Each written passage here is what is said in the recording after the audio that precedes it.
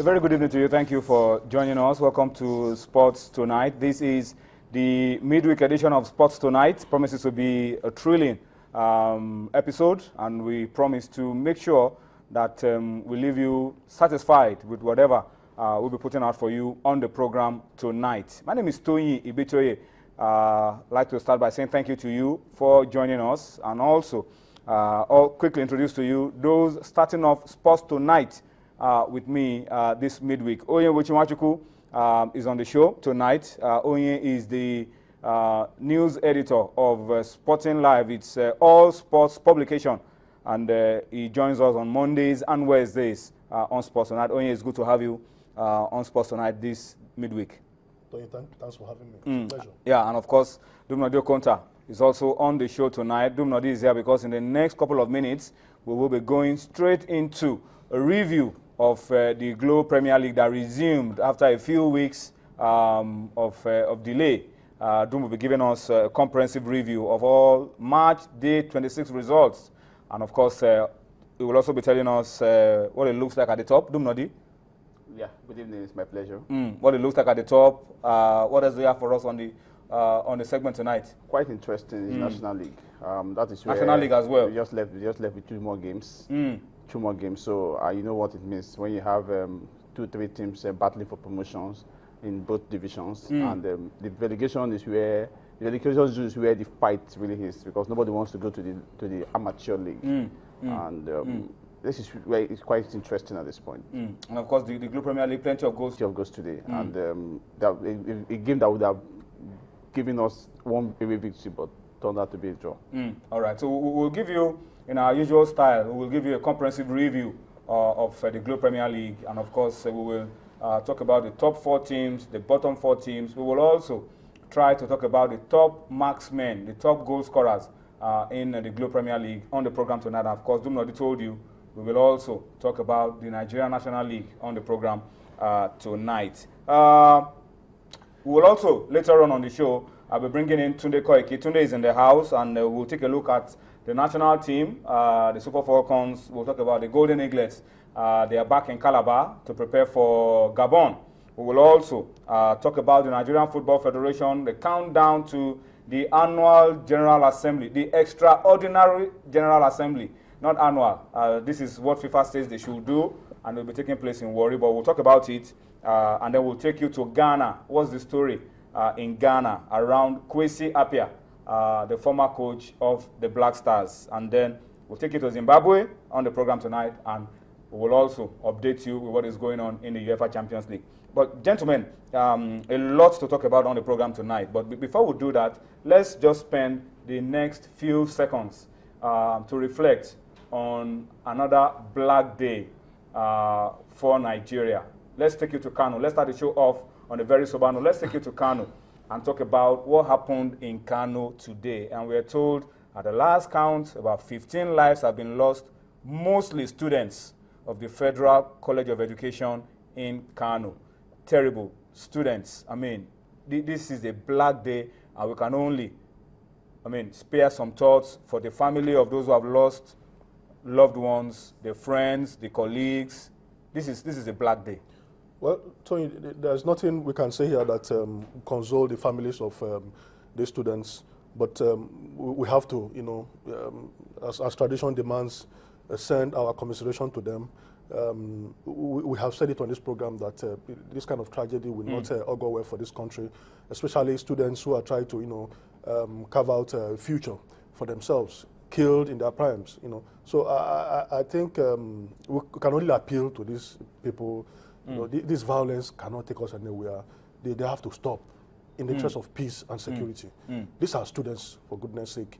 Their parents must have invested some money, time, training them to this level, waiting that one day they will become somebody in life, only for them to be killed in such a brutal manner. We condemn violence in its totality on this program, and we continue to appeal to whoever is involved in this to put a stop to it. Dialogue with government, and let us move forward. Dumnodi, what can we say? We can only pray that God will help our leaders to find a very creative way to put an end to all of this, because this surely cannot continue. These are young people who have a lot of future ahead of them. Suddenly it's sunset at noon. Well, like something came into my mind when you were speaking about this issue. You killed close to 15, let's assume there were 15 students. I hope we are not killing the future president of this country. Those who will design the future entrepreneurs, those who will employ millions of Nigerians, those who will change the face of Nigerian economy, the face of our politics, the face of our education. I hope we are not killing them. The face of our national life in its entirety. The face of sports. Yes, of course, you mentioned our national life in the entirety. There's one thing about violence and killing human being. Every human being has an extension of God. It's quite it's barbaric to take another person's life if you cannot create one. How would you feel if somebody wants to take your life? For those who perpetrated this or their sponsors, how would you feel if you are close to death? How would you feel? But it's quite unfortunate, and I hope the souls of these people will not cry for vengeance. I hope when they cry for vengeance, God will help us, because I know the implication of some of these things in the future. Well, that's how we have to start off Sports Tonight this midweek on that very sober note. And once again, commiserate with the families, the friends, the colleagues of some of those who have been killed earlier today in Kano, and pray that God will give them the fortitude to bear this irreparable, avoidable loss that has come upon us as a nation. All right, let's move on and go to the next thing that we have lined up on the show, and just tell you very quickly that as we speak, UEFA Champions League games are going on in different centers across Europe. Yesterday, we had games in different parts of Europe, and today we are continuing with games in different centers across Europe. Let's just quickly start off the show by getting you results of matches currently going on. You have Bayern Munich and Manchester City grinding out a goalless draw after 62 minutes of football. And, well, while that game has not produced any goal, the other game in the group, that's Group E, has produced plenty of goals. And unfortunately, Nigeria's Ahmed Musa and CSK Moscow are at the end of a hiding. 5-0 so far after 64 minutes to AS Roma. Gervinho, the Ivorian, has scored 2 of those goals, and it's not looking good at all for Ahmed Musa and his Russian club CSK Moscow. In Group F, Ajax are down 0-1 to Paris Saint-Germain. Barcelona are up a goal against Apoel Nicosia. 65 minutes already played in both games. In Group G, Chelsea have surrendered the lead. It's now 1-1. Klaas Huntelaar, the Dutchman, equalizing for Schalke 04 after Cesc Fabregas had pulled Chelsea ahead in the first half.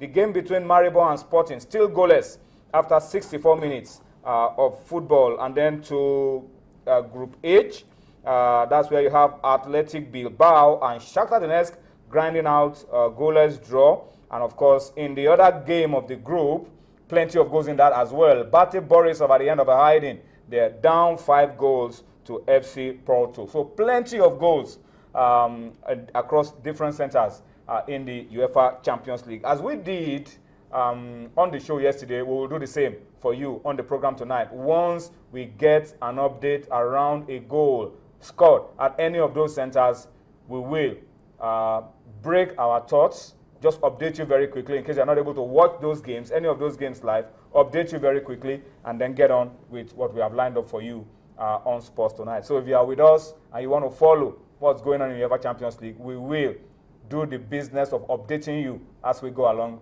on the show this Wednesday. All right, but let's also tell you that on the program tonight, we will need you to talk to us. We will need your thoughts, your opinion. We want you to give us what you think about some of the issues that we'll be talking about on the program tonight. We've given you an outline of what we'll be doing on the show. So please get busy with us. Take advantage of our Facebook page, Channels iPhone Sports. And of course, if you want to tweet us at Channels_Sports, at Tony Bitoye, we will be able to read your comments real time. As you send them in, we will read your comments, and we want you to be active and interactive with us on the program tonight. All right? So that's the setting for Sports Tonight this midweek. Let us travel this exciting journey, fast-paced journey together. And by the time we are through in 50 minutes, I'm sure we will have given you all that you need to know around the world of sports, not just at home, but abroad.